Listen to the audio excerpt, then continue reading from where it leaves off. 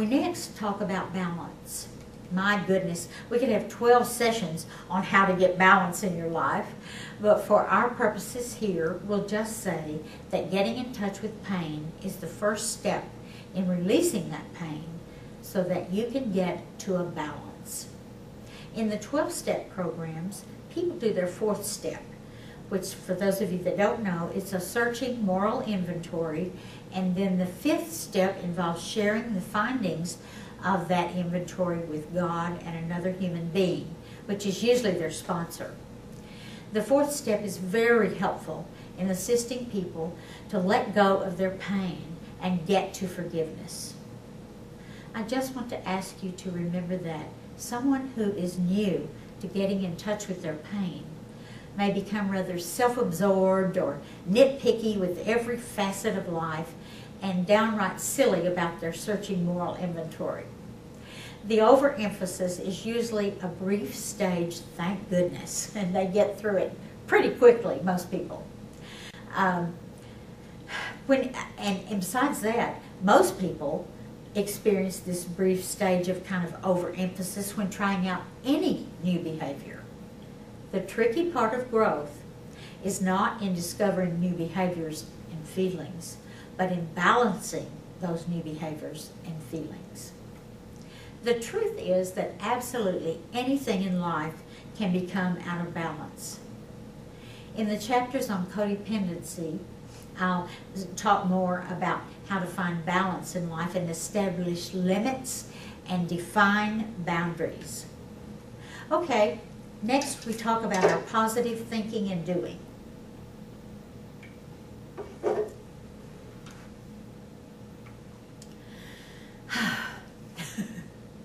What needs to happen is that if you really want a certain thing, it's very important to begin immediately to act and think as if you already had what you most want.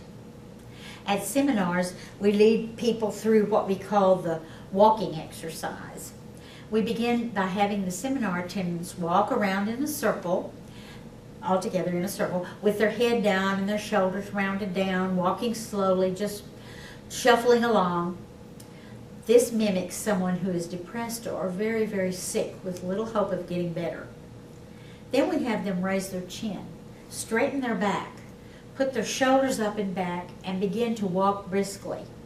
What a difference. They can feel it and see it immediately. The point about this exercise is that we always have a choice about how we will focus and feel about anything. In Ecclesiastes chapter 3, it says there's a time to plant and a time to pluck up that which is planted. There's a time to weep and a time to laugh. A time to embrace and a time to refrain from embracing. This is balance in a nutshell. Thank you, the Bible.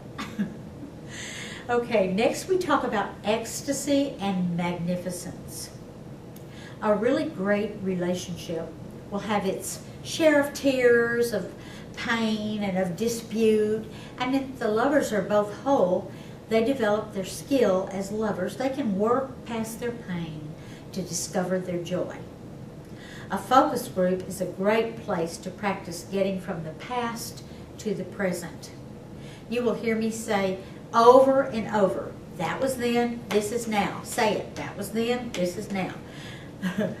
Everybody I've ever worked with, when they see me, they say, that was then, this is now. Because it is. We included a bit about laughter. There's a need for an occasional burst of comic relief in life.